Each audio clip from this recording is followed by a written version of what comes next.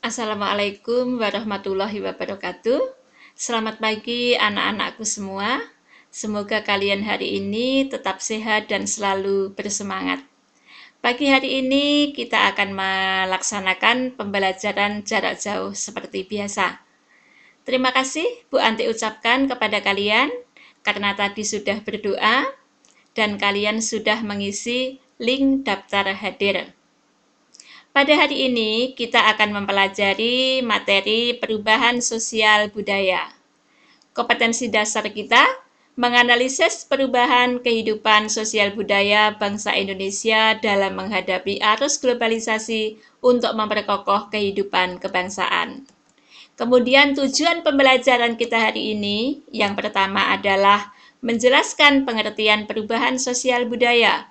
Yang kedua, menjelaskan kaitan antara perubahan sosial dan perubahan budaya. Yang ketiga, menjelaskan pengertian perubahan sosial. Yang keempat, menjelaskan pengertian perubahan budaya. Dan yang kelima adalah menjelaskan perbedaan antara perubahan sosial dan perubahan budaya dengan cermat. Baiklah anak-anakku, perhatikan gambar yang ada pada layar.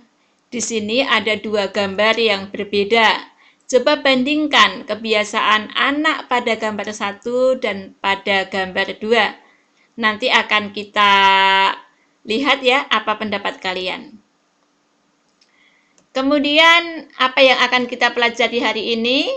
Hari ini kita akan mempelajari mengenai perubahan sosial budaya. Faktor penyebab perubahan sosial budaya. Yang pertama ada faktor internal. Faktor internal ini meliputi penemuan baru, bertambah dan berkurangnya jumlah penduduk, pemberontakan atau revolusi, dan terjadinya konflik. Kemudian yang kedua ada faktor eksternal. Faktor eksternal contohnya adalah pengaruh kebudayaan masyarakat lain, bencana alam, peperangan. Baiklah anak-anak, pada layar sudah terlihat faktor pendorong perubahan sosial budaya.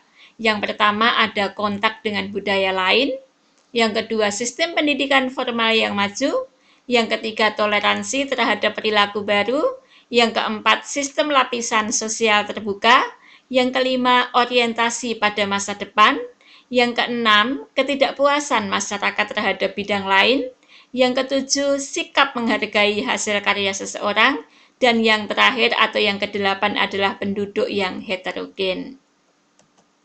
Perhatikan anak-anak, di sini ada faktor penghambat perubahan sosial budaya.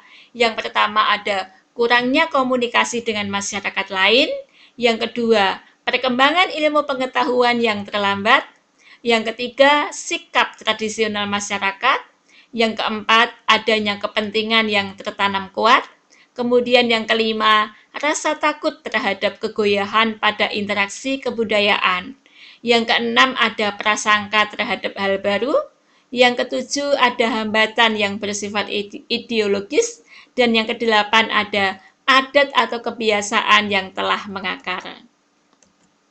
Kemudian ada proses perubahan sosial budaya. Yang pertama ada akulturasi, yaitu proses penerimaan unsur-unsur kebudayaan baru dari luar secara lambat dengan tidak menghilangkan sifat khas kebudayaan itu sendiri. Kemudian yang kedua ada asimilasi, proses peleburan dua kebudayaan atau lebih yang berbeda menjadi satu kebudayaan baru milik bersama. Dan yang ketiga ada difusi, proses terjadinya penyebaran unsur kebudayaan seperti gagasan, keyakinan, hasil kebudayaan, atau ideologi dari individu ke individu lain, dan dari masyarakat ke masyarakat lain. Baiklah anak-anak, di sini ada bentuk perubahan sosial budaya. Berdasarkan prosesnya, ada perubahan yang direncanakan dan perubahan yang tidak direncanakan. Kemudian berdasarkan waktunya, ada perubahan lambat dan ada perubahan cepat. Kemudian berdasarkan pengaruhnya, itu ada perubahan kecil dan ada perubahan besar. Berdasarkan kemajuan dan kemunduran arahnya, itu ada perubahan ya, progres, dan ada perubahan regres. Baiklah anak-anak, di sini ada perubahan sosial berdasarkan prosesnya. Perubahan sosial direncanakan. Perubahan sosial ini dilakukan oleh pihak-pihak yang menghendaki adanya perubahan sosial ya, atau biasa disebut agent of change. Kemudian ada perubahan sosial yang tidak direncanakan, merupakan perubahan sosial yang terjadi di luar kehendak jangkauan masyarakat.